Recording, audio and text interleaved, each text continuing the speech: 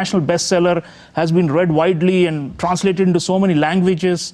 It's in many ways become the introduction to Indian foreign policy for most people around the world.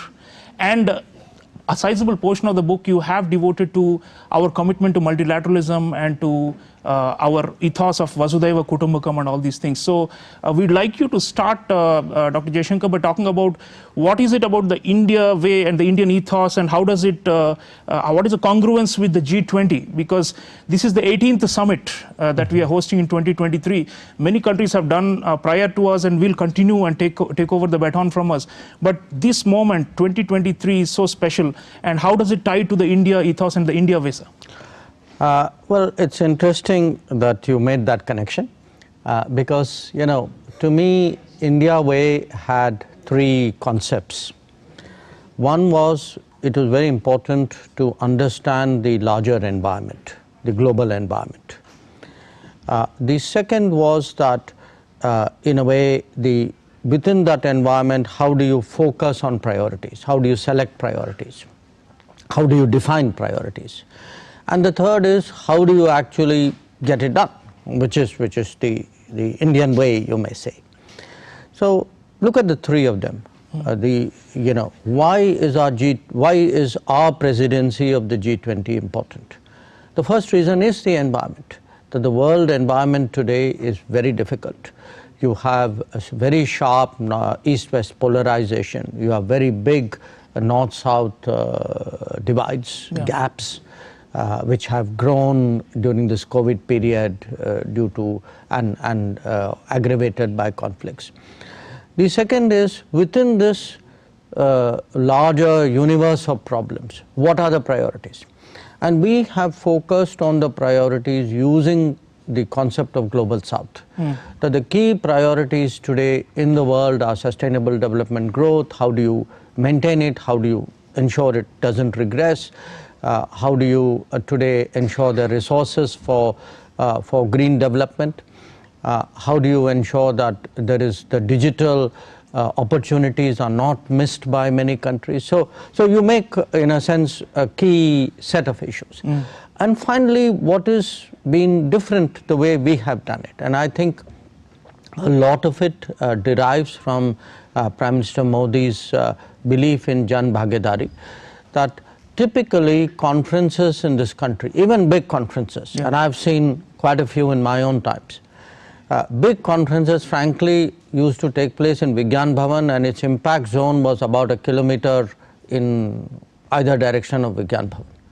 The idea that you can actually take opportunity for leadership and for bringing, your summoning powers, your influence, and have this become a participative exercise, that to do it in 60 cities, to do it in every state and union territory, to involve people. I mean, if you look at it today, the youth of the country is involved, scientists of the country are involved, academicians are involved, cultural figures are involved. So there is actually a sense today of popular involvement, which to me is a very, very new experience. I've never seen, in 45 years, I've never seen something like this. The world has never seen this kind of G20, says Dr. Jaishankar. And sir, the question of people's participation, I want to just stretch it a little further and ask you about what is it you've been observing, India and writing about India for so long, and now you are a major policy maker. Indians as a people have really taken the ownership and the stakeholdership of this G20. And we have seen, at least 15 million people formally associated with the events, and several, times more people taking an active interest in it. Absolutely. And everyone knows the G20 is about global governance, global leadership, taking responsibilities. So we'd like you to reflect on why you think this juncture in history, why we seem to be ready for global leadership as a people and as a society. Well, I would say, especially in the last decade, there have been multiple realizations in the country, in our society. One, for a variety of reasons, people believe today that the world matters much more to their daily lives, to their challenges, to their opportunities. They're both I would say, good and not so good reasons for it. They see, for example, today the opportunities of the world, travel, tourism, workplace, technology, all of that is there. At the same time, they've also seen during COVID that something that started in another city, to our north, far away, came back and completely took over our lives. So I would say the average person intuitively today is far more globalized. It's also because we today, the screen time we all spend is so much more. We get up in the morning and our first reaction is really, what is it that I have missed when I was sleeping? So there's a natural inclination to reach out to the world, and it's become internalized with all of us here, and perhaps, and I would say it is across location, it is across generation, it is across profession, it is across income, so that connection with the world. The second, I would say, is also a stronger sense of capability and contribution. The feeling that we Indians, we make a difference. That when we see, it could be the fact that when you see our own ability to secure our students in Ukraine, or the fact that you go out to an earthquake in Turkey and are among the early responders, or the fact that there's a successful Chandrayaan-3 mission. So the belief in this country that we can do more, we should be doing more, and that's very interesting because in many societies actually, societies are retracting, that they are turning inwards. Whereas I think today what is different about India is especially the younger generation, I would say, far more globalized, far more optimistic. It's also in some ways an outcome of our demographics that for us today the world will be a growing workplace, that an era of a knowledge economy will require the movement in the mobility of talent and skills. So people see that today. I mean, it could be different professions. You see many more Indians traversing around the world, and the younger generation doesn't see that as a challenge. Someone say, when I was starting off my work life, to me, I would have probably been intimidated at the idea of going out. That's not the case. I mean, people deal with it much more naturally. Yeah, so we are much more comfortable with the idea of India being at the center of the world, cynosure of all eyes. And I would say, Sriram, we are much more confident. We are much more confident about ourselves. I think the last decade, what we have done has given that feeling to society. I mean, see, even in adversity, there are societies which have been really shattered by COVID. I mean, they're still picking up the pieces, they're still feeling the pain. Whereas you look at the resilience in India, that sense, yes, it was traumatic, but we set up the systems, we could respond to it, we created our vaccine, we were able to get, the biggest vaccination program in the world done. And so the credibility on the world stage, and especially at the G20 in the multilateral fora, also derive from the domestic strengths, isn't it? I mean, these are not really, you can't compartmentalize them. And so what you're saying is that we are also being taken much more seriously because of this, the accumulation of achievements in governance. And you also often spoken about how our domestic attributes are now, becoming international preferences. That is the sign of a rising power, especially at G20. You are absolutely right.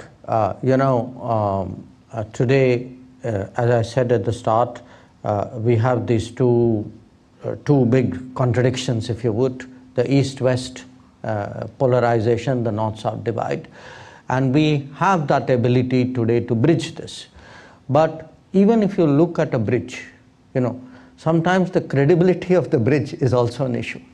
A country which has delivered today so strongly, when I go out in the world and it may interest your viewers to know, a lot of the conversations I have, they're not about Indian foreign policy. They're actually about Indian domestic happenings. People want to know, for example, how did you get a CoWIN platform done? How are you doing your own 5G stack?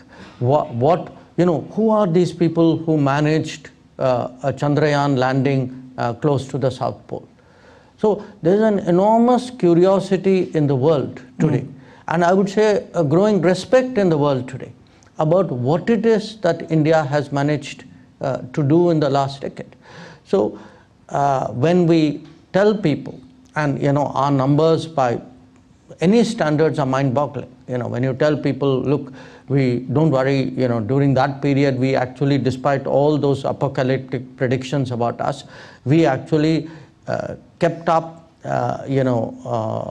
food support for such a large number, 800 million people, that through financial support to the most vulnerable, even something like Mudra loans. I mean, when you throw numbers like, this scheme is 400 million, that scheme is 500 million, food support is 800 million, houses are the beneficiaries, the family members put together is 150 million.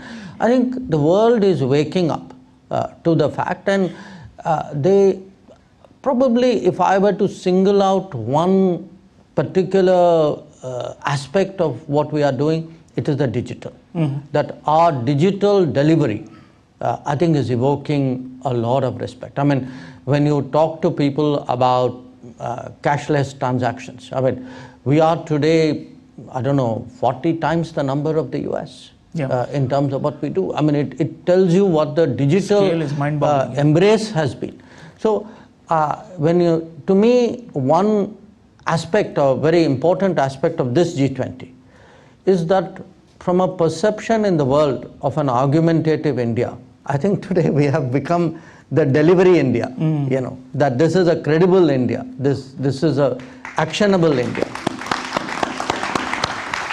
Absolutely. Dr. Jaishankar, now coming to the diplomacy part, I mean, your ministry and your staff are, I think, burning the proverbial midnight oil simply to get everything in place for the summit. We're not burning that oil. That's a politically very incorrect statement. We are getting solar and storing it, but it's a renewable energy. Yes, India's renewable energy. So on this matter, every host tries to find a commonality and bring these differing viewpoints and to kind of consensus with a joint statement, joint communique. And more important than just a piece of paper which everybody will sign at the summit, it's also about the agenda going forward. And on this, India is famed to be this bridge, the credible bridge, as you said. So is there at least one thematic area you'd like to talk about in particular where we have been able to reduce the differences and create some kind of a common ground for the G20? Obviously, the chair has a very critical role to bring the flock together. So if you'd like to throw light on one or two areas of the G20 this year. I don't want to jump the gun. I think we have to wait till the 10th of September to see what the outcomes are. But rather than talk about a theme, when I said that there's an environment and then there are priorities, I want to emphasize the priorities. These words, Global South, we have definitely managed to get it on the lexicon of global diplomacy today. When we first started using it and pressing that word at the beginning of this year, there are a lot of raised eyebrows across the world. Today I see more and more countries using it. But I think more than the lexicon or the dictionary of diplomacy, we have managed to get it on the conscience of the world. That we have managed to take, when you say Global South, what are we talking about? We are talking today of debt, of food prices, of energy prices, of the ability to provide resources for education and nutrition and health, of affordable, accessible health, of not just setting ambitious targets, which are very much easier to do, but of providing resources, assured resources to reach that. So there are a whole set of issues today. When the moment you say the focus is on Global South, from that directly there are a set of focus issues that come. The focus issues are exactly what I lay out to you. So this, to my mind, will be really what the G20 will be looking at. I mean, the G20 will be looking at, how do you today deal with the debt predicament of so many countries? How do you deal with the fact that sustainable development goals have actually regressed in the last few years because of the pandemic and the war, of the pandemic and the conflict. They will be dealing with issues like food and fertilizer and and sometimes you're right. Often people think these are words, but many words have very practical consequences. If you look at this initiative of the Prime Minister of propagating millets, do just reflect for a moment. I'm only giving you India's case. Now this can have global consequences. In a country like India, we produce roughly 17% millets to the wheat production. So roughly, if wheat production is 100, millet production is 16, 17, something like that. Now, millets are produced in smaller land holdings, drier land holdings, use less water, typically produced by the small farmer. The problem is a lot of them are consumed on site. They're not marketed because there's no awareness, there's no demand. Now, if you see the last year, the millet campaign, what you will see is that if you are going to increase grain production, here is a large untapped possibility. And when you travel around the world, for example, I've seen in Africa, a lot of African countries actually have grown up eating millets, by the way, just like we did. Yeah. In our own lives, younger people would be surprised to know wheat really came in a big way in 1960s and 70s. That many parts of India, even today, have if not memories, certainly still have practice of millet consumption. So that's a very practical, you can say, okay, there's a campaign called International Year of Millets. Now I'll give you another example. This initiative of Prime Minister's called LIFE, Lifestyle for Environmental, Lifestyle for Environment. Now the fact is, there are so many daily practices which we can build into our lives, which actually would have a impact on the environment. So it isn't, we should not reduce the climate action debate to a kind of a coal fundamentalism or a fossil fundamentalism. That is one aspect. That is the not, emissions side. But there are so many other aspects to it. So. Right. And finally, a lot of it is today about resources. That how do we, it's not that there are no resources in the world. We have seen in other situations, the same amount of resources which may not be available for climate action may suddenly be mobilized for some other cause. So it's possible. So how do we deal with that resources problem more seriously? Very much. These are all the key problems of the global south, and India has been highlighting those at the G20, says Dr. Jaishankar. So coming to the question of multilateralism now, Prime Minister Modi has said at the G20 foreign ministers meeting, I quote, multilateralism is in a state of crisis, global governance has failed. And he tasked the G20 to try and revive the confidence in multilateralism, the very idea that 15, 20 also can get together and do something together for the sake of the, the richard of the earth, so to say. That, have we been able to infuse that especially among the richer countries? This is always a question we have in India, sir, because of the north-south divide you spoke about. And how do we do it as chair of G20 to convince them that, look, the non-members, the ones who are outside the G20 corridors also matter? Look, let me make 2 points here. One, international relations is both competitive and collaborative, by its nature. Sure. G20 is the kind of forum where the expectation of the world is that the collaborative phase, the collaborative instincts would be much, much stronger than the competitive instincts. Okay. So this is a time where every G20 member feels that responsibility, that what they decide when they come here, the directions they set, the understandings they reach, the concepts which they propagate, these have long-lasting consequences. Okay. In a way, today you can say, because the G20 is far more contemporary, because it's 20 years, give or take, as a forum, as opposed to, say, the UN, which is 4 times that age. Because it is contemporary, because it is more broad-based, I think the responsibility, you can truly say today that it is the premier multilateral forum. Absolutely. And therefore the responsibility on this forum is that much more. And that is really what we will see come into play on the 9th and 10th of September, which is these 20 countries and the 9 guest countries and the international organizations actually having that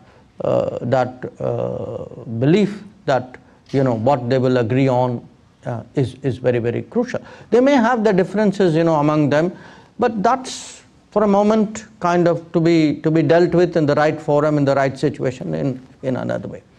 The second point I would make, look, yes, I'm shining the spotlight on Global South. I'm using the Global South as a concept to highlight a whole set of problems which to the to the mind of the world are the real remit of the G20. The G20 is supposed to be all about global growth and development. But I want to make one point. This is not, it's not a problem of the Global South in itself. Anything which happens in the Global South, in a globalized world, let me tell you, will affect the Global North as well. It's not, there's no firewall. I mean, Europe has discovered that, for example, when it has come to, challenges in Africa, or, today it could be a climate catastrophe, it could be a conflict, it could be, we don't know, food crisis. Any major crisis today, it is no longer to keep it within a sort of a firewalled silo enclosure. I think everything today has global implications, and nothing reminds us more strongly of that than COVID. But it actually showed you, COVID was such a stark reminder today of how much mobility there is today in the world. Problems. So we are all in it together. This is not just Global South has a problem, so Global North comes and says, okay, let me see what I can do to the best of my ability. I think their necks are equally on the line on this one. Yeah, so the interests are intertwined because of the interdependence. Absolutely. Absolutely. Dr. Jaishankar, last question before I bring in the audience. Sure. We have been talking about the South as our main pillar of our G20 agenda. Now there is a quartet of sorts. We took over from Indonesia, then India 23, then Brazil 24, and then South Africa 2025.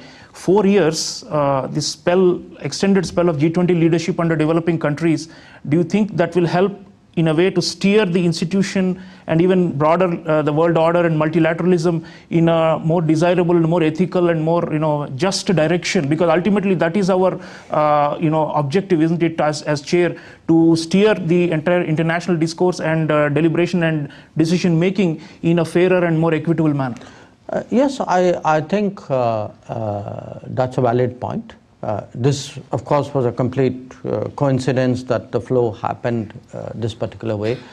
But you must also bear in mind that in the G20, there's a culture of a troika, that the previous chair, the current chair, and the next chair.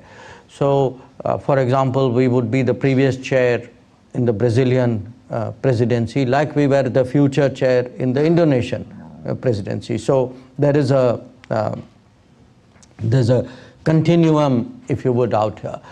It also, I think, is helpful that India, Brazil, and South Africa, we have our own grouping, IPSA, as countries who want to see a more democratized, fairer, a more equitable, more inclusive world.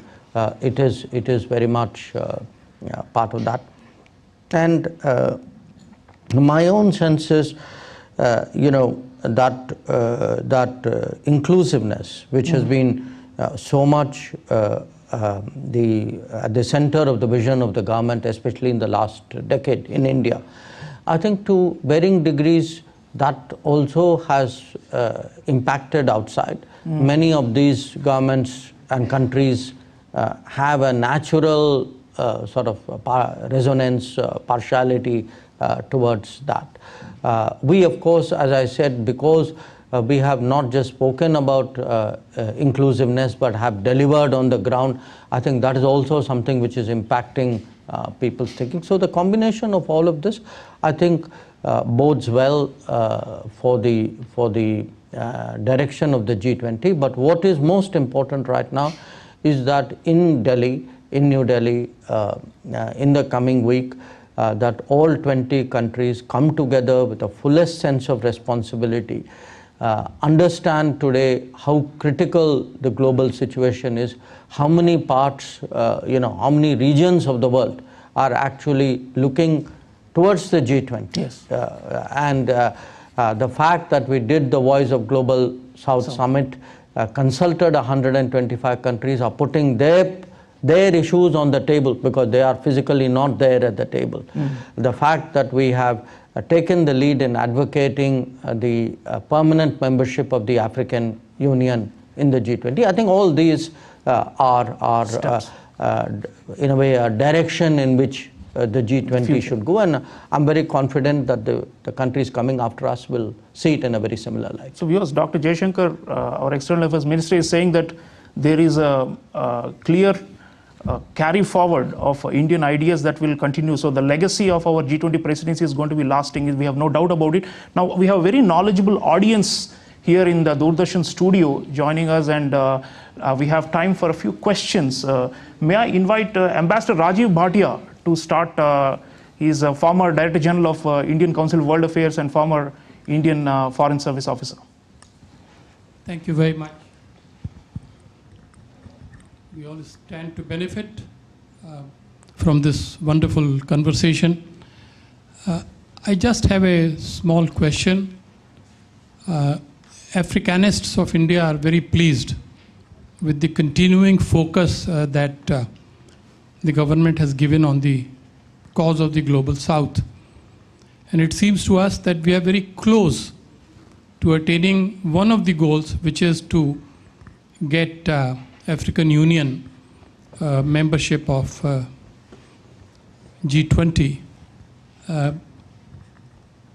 there still some holdouts, and if so, are we working strongly on them in the next few days to simply secure that goal? Thank you. Thank you, sir. Let me make two comments here. One, in many ways, I think the focus on Africa, on putting forward the cause of the Global South, I think it's a very natural external reflection of how the Modi government thinks within the country. That if your fundamental domestic policy is leave no one behind, that same leave no one behind also applies beyond your borders. So to me, there are two sides of the same coin, and I would say the importance of social justice is as crucial to me in international relations as it is in domestic policy. Regarding the AU permanent membership of the G20, I think we are very confident that this will happen at the summit. There are always processes to be gone through, but I would say that I'm pretty confident on this matter. Thank you. Let me now request Professor Silvia Bottega. She is an Italian, and Italy, of course, is a G20 member state. So, Professor Bottega. Good morning, Dr. Jaishankar.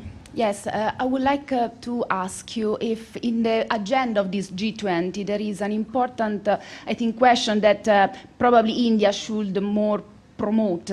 For instance, creating or pushing more a regional form of economic cooperation in Asia, like there are, for instance, in Africa. There are many regional organizations below the African Union, like the South African Development Cooperation, ECOWAS, and others.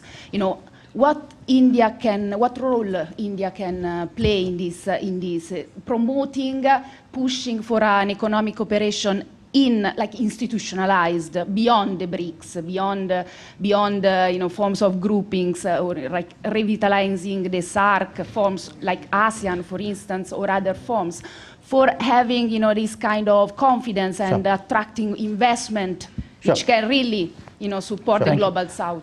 Thank you. At this time, I think it's natural for the G20 to look at policies and measures which would revitalize economic growth. That is very, very badly needed.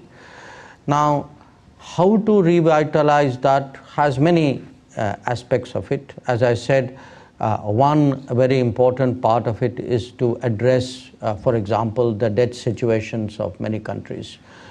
Another aspect of it is to give them the resources so that they're not resource starved as they're coming out of a COVID situation, which is the case with many of them.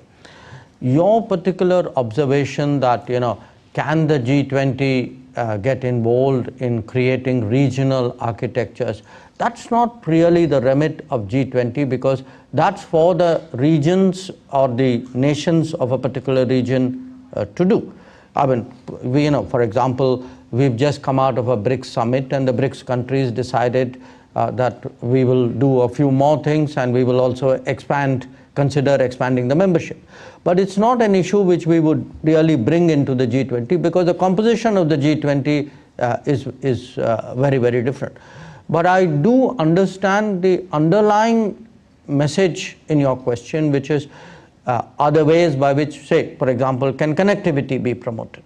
I think there would be a lot of interest in looking at that. So there would be a whole set of issues which may not, which directly or indirectly may feed into growth and development.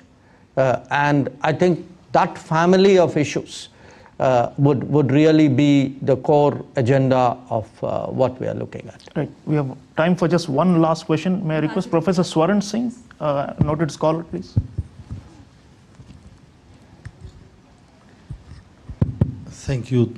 First of all, of course, compliments and congratulations for making 18th G20 unprecedented. Several firsts, dozens of firsts in 2023.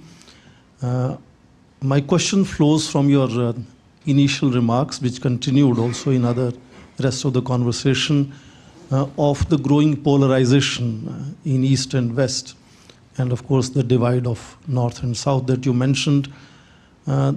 We understand now that for understandable reasons, President Putin and President Xi Jinping are perhaps not joining the summit meeting. How does that impact the role of playing the bridge in this growing polarization and divide, especially when we have still 81 days. India's presidency continues for 81 days beyond the summit meeting. Is that space something that you have in mind where that reinforcement could happen? Thank you. You know, Professor, at the end of the day, countries are represented by whoever they have chosen to represent them. So the levels of representations, do not become the final determinant of the position of a country. So, even we, there are occasions where sometimes, let us say, Prime Minister may go. There are occasions he may not go for whatever reason. So, I would say, rather than focus necessarily on who, which country chose to come at what level, the real issue is what position do they take when they come. That's really, finally, what is it we will remember this G20 for? We will remember this G20 for the outcomes it produced, for the fact that it suggested solutions or concepts or action avenues that were relevant to the key burning issues of the day. So, for me, what is really important is more the willingness and the, I would say, the enthusiasm of countries, the focus of countries to actually address these key issues. As I said, I have every expectation that they would, do that in a very responsible manner, understanding today the gravity of the international situation. And the other part of it, of course, is within our own country, because what it has done. I mean, the G20 actually has given me also an opportunity to travel around, see other G20 events, assess how people have responded to it. I actually have seen a huge spike in, and this, Professor, should be good for you, huge spike in the interest in international affairs. That, young people today have become so much more involved with what is happening in the world. They knew it intuitively, but it was one thing to see that, it's another thing to have a connect, to have a sense of ownership, to feel a sense of pride, and I must also say, it'll be very interesting to see what are even the short-term and medium-term consequences of the G20. That, will we see, for example, there are many more places in India which have shown up in the radar of global tourism. So will we see more tourists there? Will there be in different domains? Will scientists of other G20 countries know more of their Indian counterparts and therefore take forward more projects with them? Quite possible. We've had civil society engagement. So do our NGOs or labor, do our trade unions get more connected? So I think because we have taken such a sort of broad participative approach to G20, not only to the official meetings, even to the engagement groups, I think you're going to see a lot come out of this G20 beyond these outcomes. But I'm very confident, whatever the levels of representation that every G20 member will come to this meeting very, very seriously, very much in the mode that they have to make their contribution to what is an important inflection point today in global politics. Inflection point, Dr. Jaishankar says, and viewers, the point is that this is a historic moment, there's no doubt about it, and India has stepped up the plate and is trying to hold the ship together. There are a lot of challenges, there's no question. Dr. Jaishankar is dealing with a lot of them, but he's still, bravely plowing ahead, because that's the nature of the world and of leadership. Leadership is always about facing big challenges, and India is trying to show. I have the goodwill of 1.4 billion Indians, so it's easy to plow ahead with all of that. And viewers, I just wanted to mention, Dr. Jaishankar said that through G20 presidency, we are making India ready for the world, and it's happening. And I think that's a very significant point, because if 1.4 billion people, like you said, have this consciousness about the world, and international affairs becomes, a second nature to our own people, then we produce the thought leadership and the ideas that will then take us to the next level in terms of solving global problems. I want to thank Honorable External Affairs Ministers and this great audience for joining us today. It's a, G20 is like a, red letter mark for our country, and we are trying to do our utmost to try and resolve the enormous challenges that the world faces. All power to Dr. Jaishankar and his team. We hope that this G20 summit goes off smoothly and as expected, and it also generates those long impact that we are looking for, because ultimately the world will only change if institutions are strong, and we are trying to strengthen global institutions. Thank you so much for joining us, sir. May I have standing applause from the audience, please? Thank you.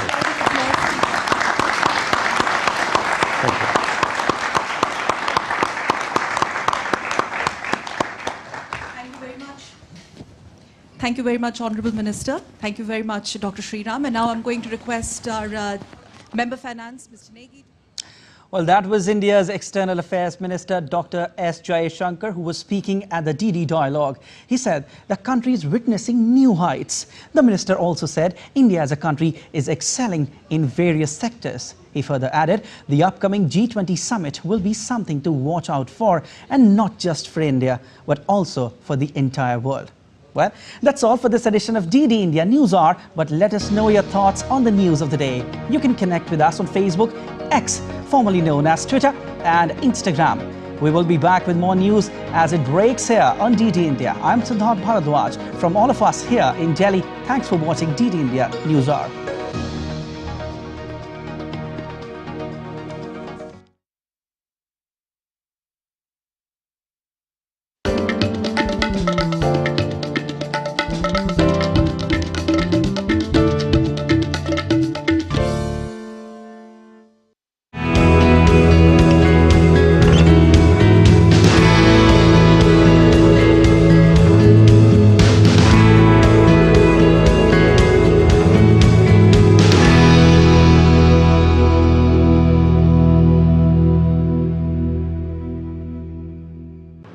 Namaskar and welcome to Changemakers. I'm Shubhendu Ghosh. One of the joys of life is to be able to travel, see new places, meet new people. Tourism offers tremendous potential to make memories and foster new bonds. But if unchecked, it could also destroy ecosystems. How we travel has great bearing on our environment and the future of our world. Today, let's talk about sustainable tourism.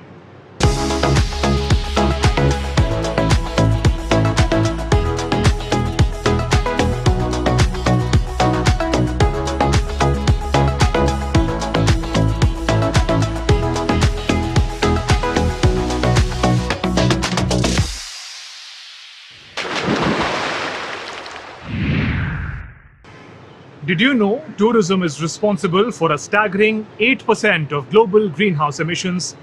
Everything contributes to it, from how we travel, to where we stay, to what we eat during our vacations and holidays. Add to that, many popular tourist destinations are also fragile ecosystems. These places with limited resources are not meant to handle huge crowds and unchecked constructions. So, should we stop traveling? Of course not. But can we be more conscious of the ecological cost of our travels? Thanks to our changemakers, there are now places that take us closer to nature, places we can visit and enjoy alone or with friends and family without burdening the environment. Let's go. Sustainable tourism aims to create a positive relationship between communities and the people who visit them. Our changemakers are playing a key role in realizing this vision through their unique enterprises. Our first changemaker is Wild Rift Adventures from Kumaon division of Uttarakhand. Founded by Manoj Chaudhary and Amit Marks in 1993, it is among the oldest community-centric ecotourism enterprises in the region. The adventure began with a small camp in Sattal, the first of its kind in Kumaon, on a disused garden close to the lake, leased from the irrigation department. The idea was simply to provide an adventure and nature-based alternative to the growing resort tourism in the lake region. Later, the team started to build linkages with the villages for a range of village visitor interactions. Soon, Camp Purple came up at Mukteshwar, atop a ridge facing the Himalaya, in an apple orchard leased from a local farmer. These camps were minimalist, activities were adventure and nature-based, itineraries and services were defined by the local place and predominantly local people working at the camp. As of today, Wild Rift is running 5 different campsites. The team believes without community control, the hope of tourism becoming engine for development is unrealistic and ecotourism is conceptually untenable. They operate through a network of community-owned ecotourism enterprises.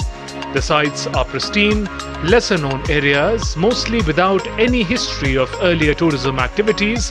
For enthusiasts, there are adventures like trekking, mountain biking, kayaking in rivers. Besides serving local delicacies, use of lanterns at night are charming ways in which Wild Rift Adventures continues to draw nature lovers to its green camps.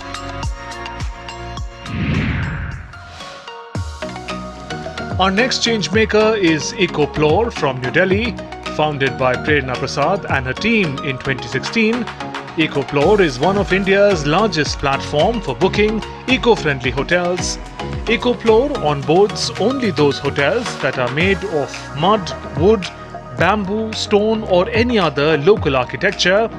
All the hotels promoted by EcoPlore need to maintain a minimum of 30% tree coverage inside their campus. These hotels also follow sustainable measures like rainwater harvesting, grey water treatment, composting and many more.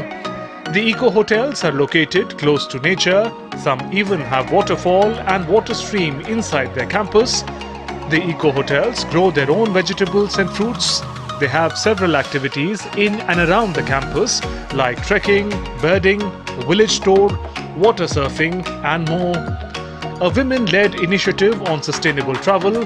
All these eco-hotels are personally visited and verified by solo women travellers to assure safety, hygiene, comfort for all the guests. Currently, EcoPlore has over 250 hotels across the country. Scaling it up, EcoPlore also has collaborations with eco-hotels in Europe and South Asia. A mud house in Delhi NCR is the newest addition to EcoPlore. One Bhoj is a living, sustainable museum where people can come and experience sustainable lifestyle.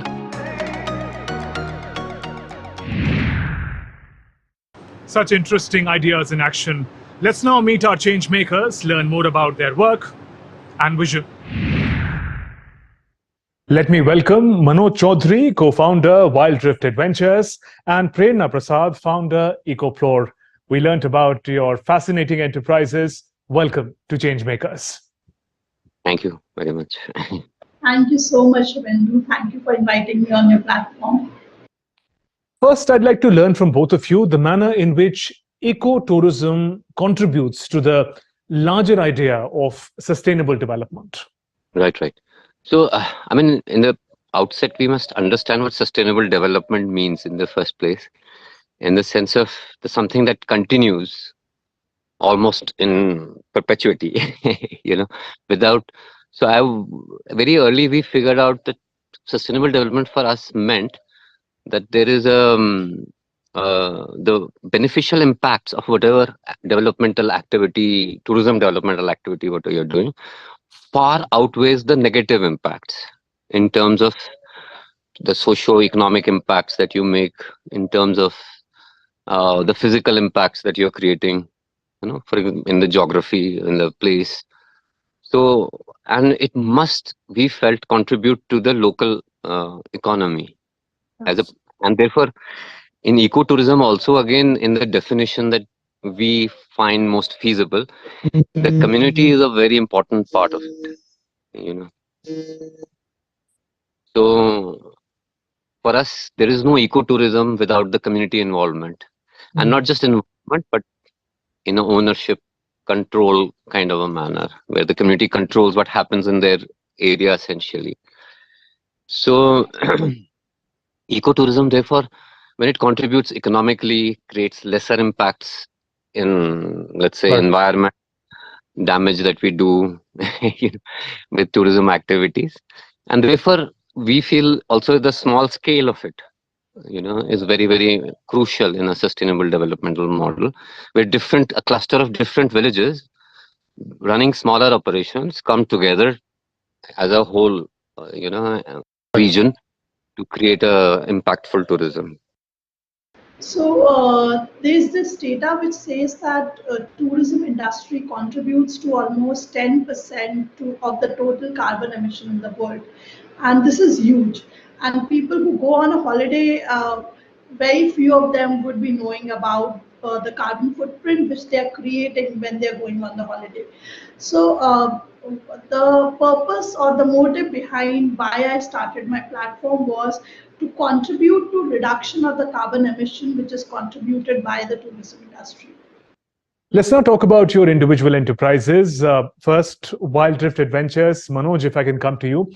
Tell us about the journey of Wild Drift Adventures and particularly about the model of community-owned ecotourism that you present. Right. So actually, when we started way back in '93, There were no camps as such in Kumaon. I mean, no forest camps in Uttarakhand. So ours was the first camp of its kind in Uttarakhand, the forest camp, I would say. And the idea was more like a dream to say, let's do a minimalist thing with adventure and nature and offer. Because in Nainital and other areas, we are seeing that only resort kind of stuff was happening. So we were more interested in something alternative. And since I was very much into the outdoors, I thought, I cannot go into an office. We have to do something outdoors. So that's how actually we started initially. But then slowly I realized that there is no, you can go on doing these adventure activities in nature, which have a good impact on the visitor, considering they're getting a very alternative experience and close to nature experience. But I realized that there has to be some more meaningfulness into my work. So we sought the idea of, since I'm a very people's person, maybe. So I thought, okay, how we involve the communities, and that's when one of the development planners who I knew, she helped us in kind of saying that why don't you do community partnerships with the panchayats?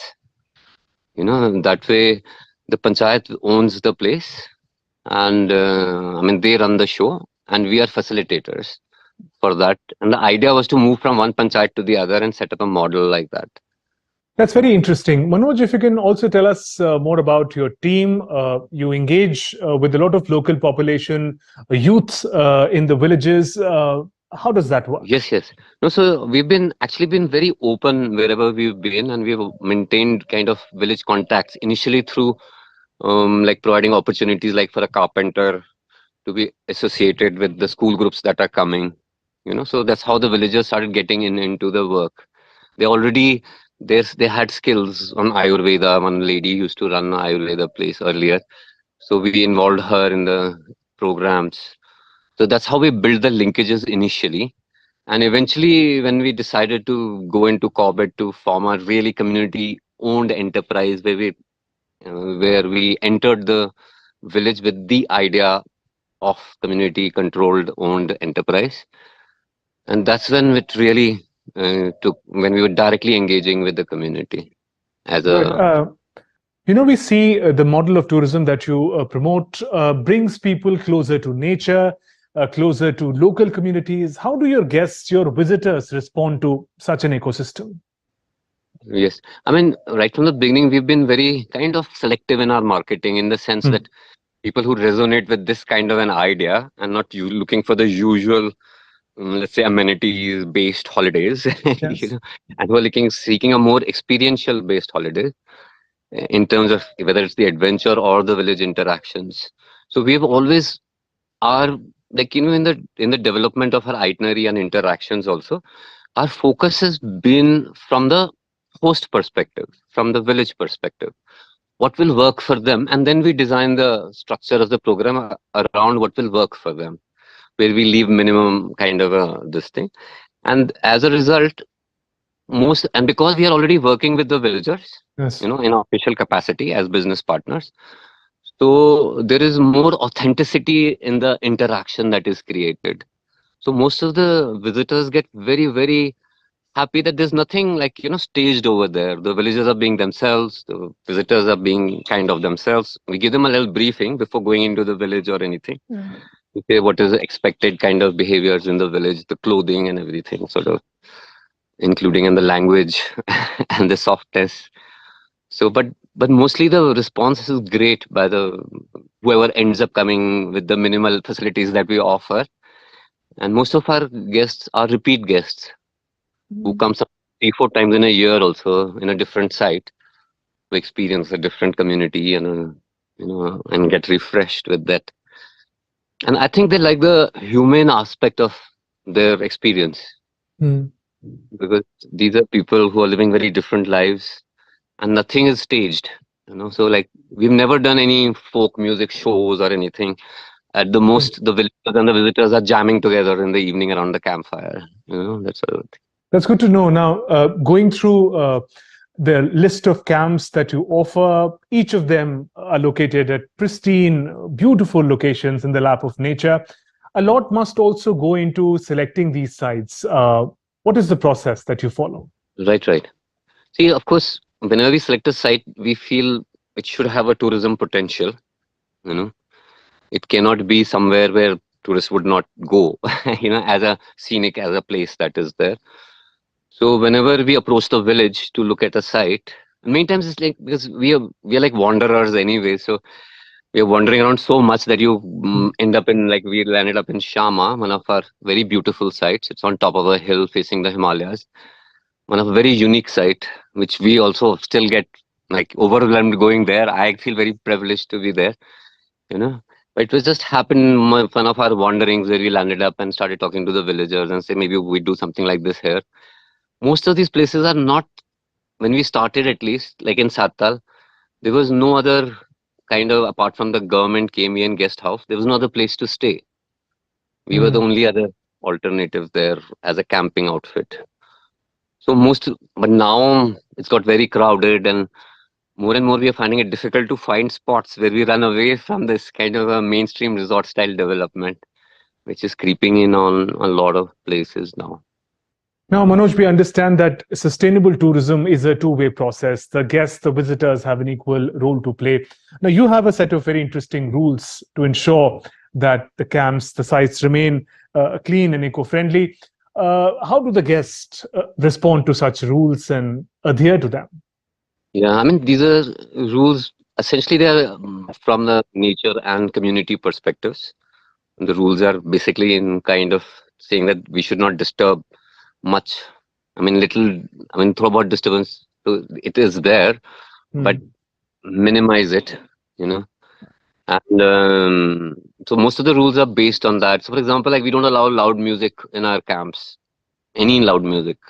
So it is to say, no, when you are here, you listen to nature, you listen to the breeze, you listen to the birds, and I think people kind of don't mind these so much so that we don't have electricity in most of our camps.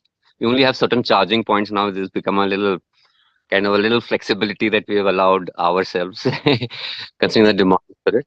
But apart from that, we generally don't use electricity in our camps and things like that. And many people, and we use lanterns still, in the middle of, sometimes like in Mukteshwar, it got a little crowded and we are still sitting with the lantern over there, but we believe that this kind of a thing for the visitor works very well actually, because it takes them a little out of their comfort zones for sure, but creates a new experience in this new technology zone where they don't have to use their phones all the time, or Right. So it's also the villages. Many times in retrospect, I think most of the people enjoy, and many people have told us, don't ever get electricity here, much nicer without it. Such a break. There's no places left like this, so I'd also like to learn from you the manner in which sustainable tourism positively impacts the local communities, the local infrastructure, and the region. What kind of an impact have you observed? Right. Firstly, we have kind of proven that the village people are have full capacity to do any kind of work. So here now the village people are running school groups, outdoor educational programs on their own without any facilitation from us. So one thing is for sure that the capacity of the villages has built up quite a lot. It creates a lot of, let's say, examples where villagers feel, okay, I can do the enterprise myself, And secondly, a lot of kind of employment kind of multipliers have happened as a result of that, where we are sourcing certain things from the village, for example, or some other villagers who saw us doing some adventure activities, like in Sattal. We were the first ones to introduce kayaking in all of Kumaon. And now there are a lot of local enterprises which are running on kayaking over there. So it has shifted from a dhaba style or to a more, let's say, adventurous style of enterprise, where they earlier thought we can't do much except sell bhuttas. But now they can imagine that they can do a lot of things, and they have done. In most of the sites, we've seen a lot of these multipliers happen by other enterprises, and we always reach out to them in a cooperative manner, not as a competition. We say, we'll share whatever, so that sort of a thing. So it works for them and it works for us. That's great, Manoj. It's fascinating to learn about the work and journey of Wild Rift Adventures. Let's now talk about EcoPlore. Prerna, I'll come to you. Tell us about the journey of EcoPlore. How did it begin? And you were a journalist. How did you make the switch? So in 2016, I worked as a journalist for almost 8 years. And in 2016, we had gone on a holiday to Malaysia. And it took me almost 1 month to find out 5 eco-friendly hotels where I would stay in. And since the country was a place which I did not know much about, it took me so much of time. But when I visited those hotels, the experience of living in each of them was very, very unique and amazing. Like, I still remember the image of those hotels in my mind. And that's when I decided that when I come back to India, I will work on aggregating a list of eco-friendly hotels which people would choose out from. And the purpose behind it was that we all want a perfect system, we want luxury, we want comfort, but without clean air and pure water, everything else is worthless. So the idea of working on ecotourism was to combine my passion towards travel and adding the environmental aspect of it by making it more sustainable. That's interesting. Prerna, just to understand, what are the broad parameters that makes a hotel, a resort, eco-friendly? So it actually took me almost 2 years of ground visits, visiting different sustainable hotels across the country. And since India is it has a very diverse geography. So a desert area hotel in a desert area will be very different from a hotel in a dense forest. So I came up with 2 common criteria which any hotel could fulfill, except a few of them, was that the building of the hotel or the rooms should be made of local material. So it could be mud, wood, bamboo, stone, but not concrete. And second was that at least 30% tree coverage should be maintained in the campus of these hotels, because that's the basic minimum which any hotel could fulfill. And apart from them, we have many other sustainable measures which the hotels fulfill different from one geography to another. And these are like solar panels, rainwater harvesting, composting, waste management, and many others depending on their geography and availability.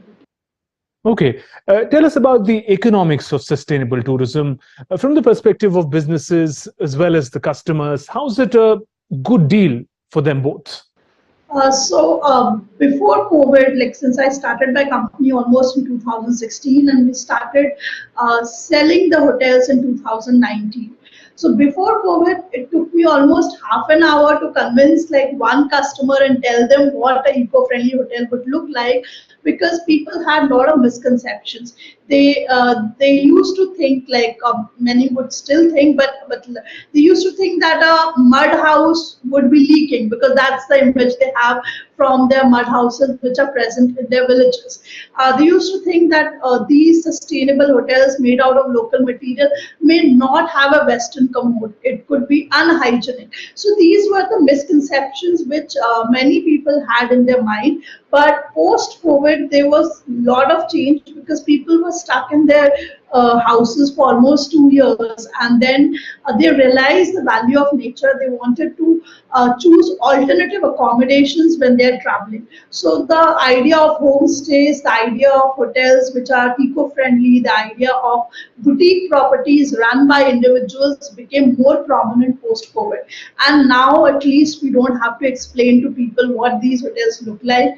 And that is why there is a lot of there is rise in revenue, there is rise in conversion rate of the customers who are choosing sustainable hotels, and this is going to rise in future, because we all know how climate change is affecting us. So and as there are more trees being cut, as the forests are being reduced, there is more demand for it, because it is getting reduced. So so the demand for sustainable hotels is going to increase in future. Right. Prerna, also it's interesting with EcoPlore how solo women travelers vet a certain hotel before it is listed on your site. How neglected had this aspect of tourism in India been so far? So being a women traveler myself, I think that was main reason which made me think about it. Because being a women traveler, traveling to multiple places on a solo basis, I realized the safety aspect myself. And there was one very important, like a very incident which I'll always remember. We went to a hotel to verify it in Rishikesh, and we were like almost 4 women. We were all friends. We went for a holiday, and also on the same basis we went to verify it. And there was a man sitting, he was the manager of the hotel, and we asked him that how many employees do you have in your company, and it was a chain of hotels. He said we have almost 300 people. And then we asked that how many women employees do you have? He said just one, who is the daughter of the owner of the hotel. Oh. And he was so proud to say that. I mean, that was the aspect which made me realize that we need to have more women in the industry, and only then the travel for women will become more safe. So then we started focusing on vetting and visiting each of these hotels, especially by solo women, so that once a woman finds it safe and comfortable, I'm sure that a family or a male traveler would automatically find it safe. That's very interesting to learn. And just as you have stringent measures for hotels to be listed on Ecoplore, do you also feel the need to sensitize the tourists so that they play their role in ensuring sustainable tourism? So I think this question of having responsible travelers while we have good focus on the hotels is very important. Because the idea of weekend getaways is becoming very popular. People travel for 500 kilometers just to spend a night, and they party and they come back. So slow travel is one aspect which I would like to highlight, where earlier, like, we used to at least travel for a week, or we used to visit our grandparents' place, and we used to travel for 15 days, 1 month, and there the carbon emission was less because there was lesser travel involved, and people used to spend time at a location. Secondly, the idea of going on a travel and playing loud music and just partying and coming back, this has also become very popular, especially by the people living in metro cities. So I think here the hotel owners, like for example, a lot of hotels which we promote, they're particular about the kind of visitors they get. They actually speak to the traveler or the visitor and try to understand what's the mindset, why they want to come. Yesterday only I was talking to a owner of a hotel, and he said that if they want to party, then they should go and party at a restaurant. We don't want them to party at a hotel. And because the hotels are responsible, they want responsible tourists also. So I think we need to sensitize the travelers while providing them good, comfortable hotel. Like, we are focusing on providing a comfortable hotel to tourists, but at the same time, we need to sensitize the tourists as well. On that note, thank you very much, Prerna, Manoj, for joining us on Changemakers and sharing your fascinating stories. Our best wishes to your teams. Thank you.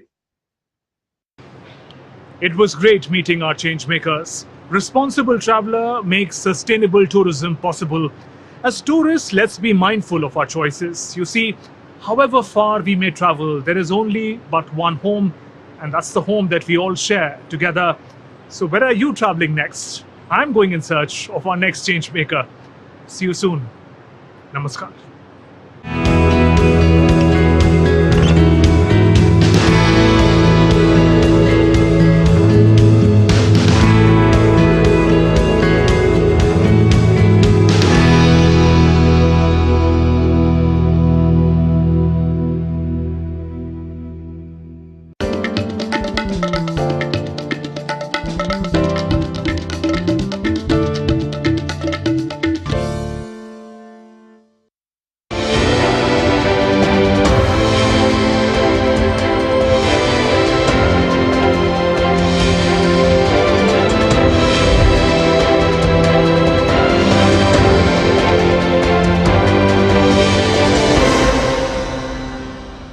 Hello and welcome to the special weekly show on DDINDIA called Diaspora Diamonds, which is our salute to over 32 million strong Indian diaspora present in over 200 countries worldwide.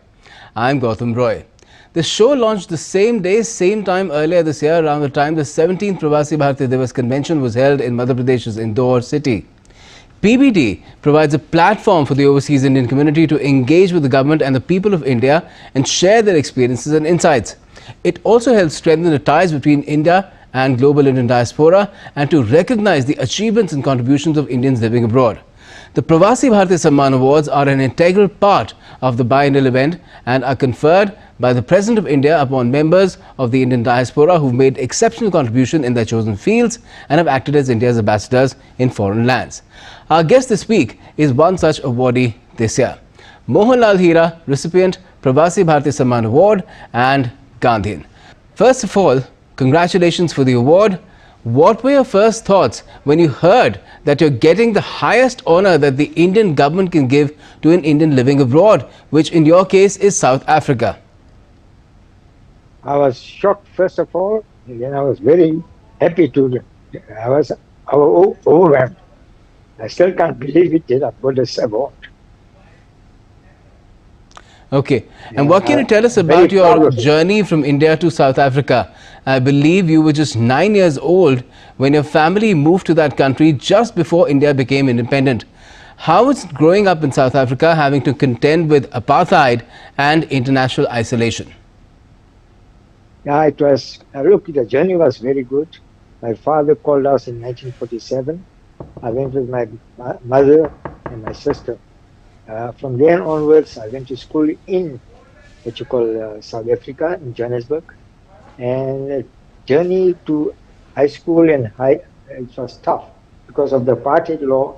We were restricted to even go to what you call other communities. We could not mix with the communities, and we grew up as an Indians, but we also mixed with other black community like the South African locals and us, and that's how we grew up. The journey is very, very tough because we were restricted with everything in South Africa. But today it has changed, and we are proud that we are independent. I mean, South Africa is independent, and we can do what we want to, and we can move where we want to. We were restricted with the land, everything. We couldn't get lands anywhere else, but we couldn't be a custodian of land also. So that was a problem. Education-wise, we were given a special education. It was called Indian education, and of course, the Bantu blacks had a Bantu education and things like that. So it was very difficult to sort of carry on whatever, but we continued and we moved forward. Thank you very much, sir. Wonderful, wonderful. Now, you've been given the Pravasi Bharati Samman Award for your contributions in the field of community welfare. Your profile for the award says you're one of the oldest Gandhians in South Africa who've played a pivotal role in keeping Gandhiji's legacy alive and reviving the iconic Gandhian site of Tolstoy Farm in Johannesburg. Now, how did that come about? See, when I was in India, my grandfather was also in South Africa before my father. And before I left, he used to tell me about Mahatma Gandhi, what he did in South Africa, and because they were associated together. He used to say is that, look, Gandhi's sacrifice is to walk from Johannesburg to his office from Lenasia, from his Tolstoy farm to what you call Johannesburg every morning. Him and his friend Kallenbach used to walk around there. And he used to walk from 3 o'clock to what you call come back again by 5 o'clock. What you call prarthana used to be ready. So 5 o'clock used to have a prarthana. So that inspired me. I said, the man walked from here, from his house to what you call to workplace, back, and inspired me a lot because he fought for Indians in South Africa. Actually, he fought for everybody. Yes. And that's what inspired me. Certainly. Now, your profile also says that it's due to your efforts that the Tolstoy Farm has a proper legal title in favor of Mahatma Gandhi Remembrance Organization, a trust closely associated with you. Now, what is the significance of this legal title and what are your plans for Tolstoy Farm? See, we were given 4 hectares of land. Before that, there was a house built by former, what you call, form an organization. Then it was neglected and people, vandalized it.